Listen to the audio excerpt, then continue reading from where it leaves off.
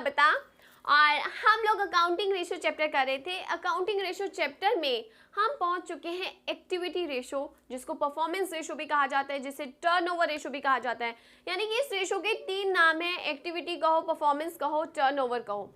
होता क्या है ये रेशो?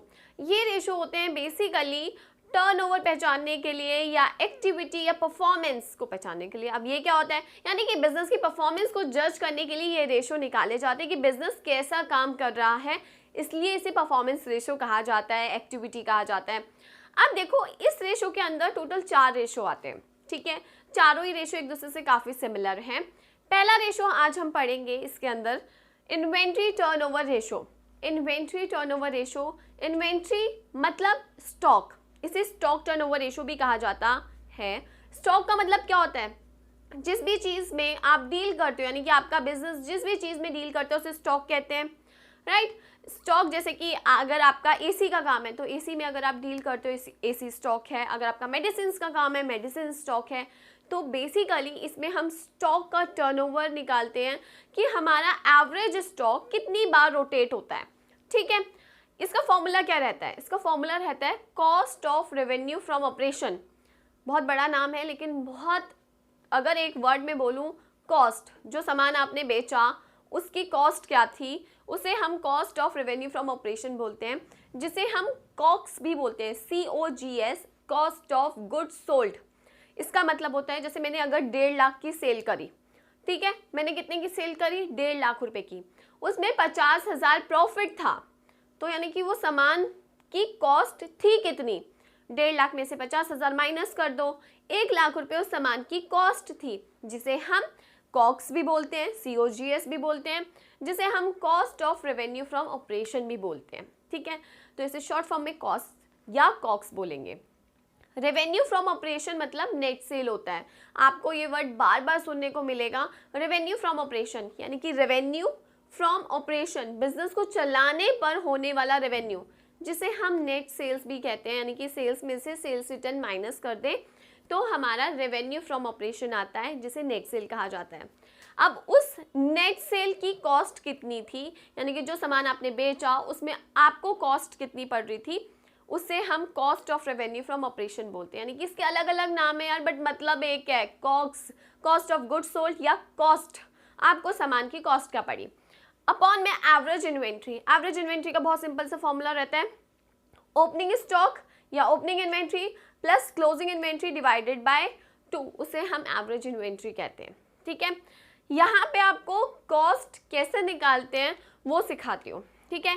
एक तो कॉक्स निकालने का, यानी कि COGS कॉक्स निकालने का फॉर्मूला रहता है ओपनिंग स्टॉक में purchases plus direct expense add करते हैं माइनस क्लोजिंग स्टॉक। यानी कि जो ट्रेडिंग का हमारा फॉर्मूला होता है, ट्रेडिंग अकाउंट जो हमने 11th क्लास में कभी बनाया था, उसमें हम ट्रेडिंग अकाउंट में ओपनिंग स्टॉक प्लस परचेजेस वगैरह करते थे ना, तो वही फॉर्मूला है opening plus purchase plus direct expense minus closing stock, तो भी हमारा कॉक्स निकल के आता है।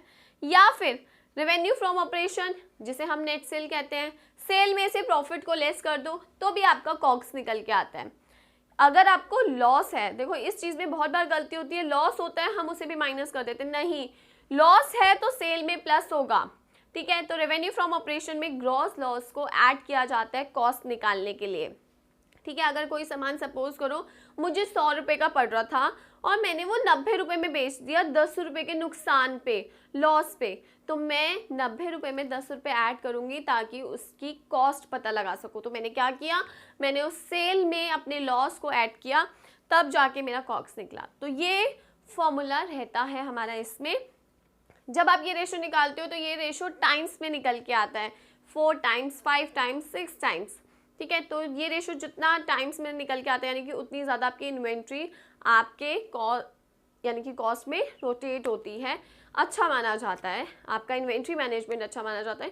ये रेशो कम नहीं होना चाहिए, कम मतलब इन्वेंट्री मैनेजमेंट अच्छा नहीं है, ठीक है। अब इसी बेस पर एक प्रैक्टिकल क्वेश्चन करेंगे ताकि और अच्छी तरीके से कंसेप्ट क्लियर हो। तो अब हम स्टार्ट करते हैं प्रैक्टिकल प्रॉब्लम से। देखो सबसे पहले मैंने एक बहुत बेसिक क्वेश्चन लिया है आपको समझाने के लिए, उसके बाद थोड़ा सा आगे बढ़ेंगे। अब देखो सबसे पहले बेसिक क्वेश्चन क्या है। बेसिक क्वेश्चन है कि आपको रेवेन्यू फ्रॉम ऑपरेशन गिवन है, आपको कॉक्स गिवन नहीं है, तो इस केस में हम क्या करेंगे, जब भी आपको रेवेन्यू फ्रॉम ऑपरेशन गिवन है और कॉक्स गिवन नहीं है तो आप उसी को कॉक्स ट्रीट करके चलोगे। यानी कि हमारा जो फॉर्मूला रहता है क्या रहता है, cost of goods sold upon में एवरेज इन्वेंट्री, राइट। ये फॉर्मूला होता है जिसे हम cost of revenue from operation भी बोलते हैं।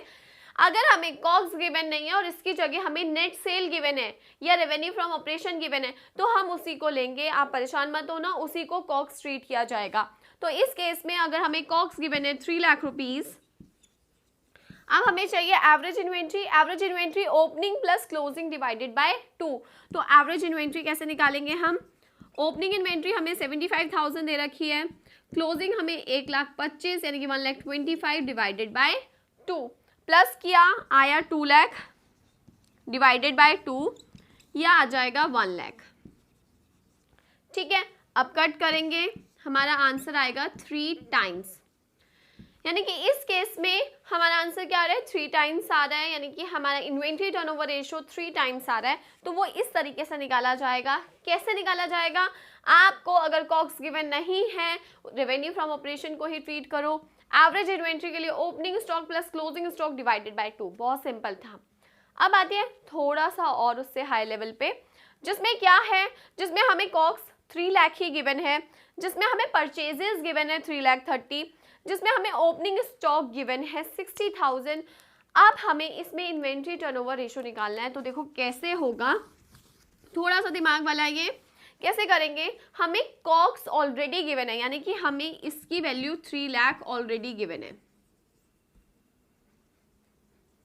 ठीक है, ये हमें गिवन है, हमें एवरेज इन्वेंट्री चाहिए। एवरेज इन्वेंट्री के लिए हमें ओपनिंग भी चाहिए प्लस क्लोजिंग भी चाहिए।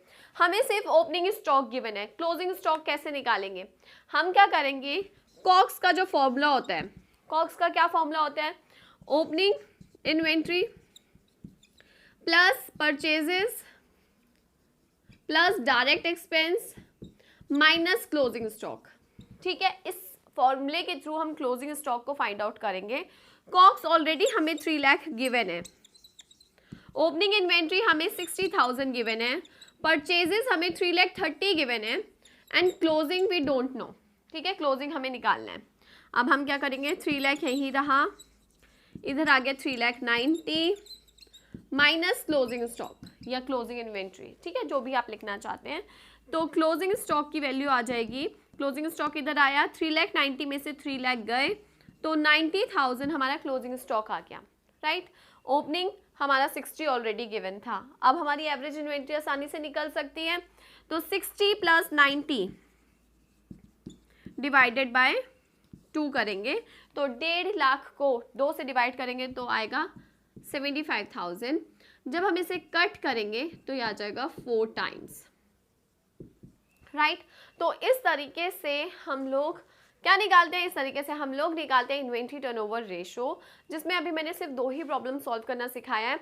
इसके आगे एक परसेंटेज भी होता है, जिसके लिए मैंने लिखा था ग्रॉस प्रॉफिट जो भी है निकालते हैं वो रेवेन्यू फ्रॉम ऑपरेशन पे परसेंटेज एज्यूम की जाती है, जो कि मैं आपको नेक्स्ट वीडियो में इसके बेसिक कंसेप्ट से परसेंटेज वाले क्वेश्चंस कराऊंगी, तो उसे ज़रूर देखना, इसे भी ज़रूर देखिए। तो इसमें हमने इन्वेंट्री टर्नओवर रेशो सीखा। आई होप आप लोगों को ये पार्ट समझ आया तो लाइक शेयर एंड कमेंट ज़रूर करें, चैनल को सब्सक्राइब करें, बेल आइकन को प्रेस करें और अपने डाउट्स आप मेरे से इंस्टाग्राम या यूट्यूब पर पूछ सकते हैं। Thank you.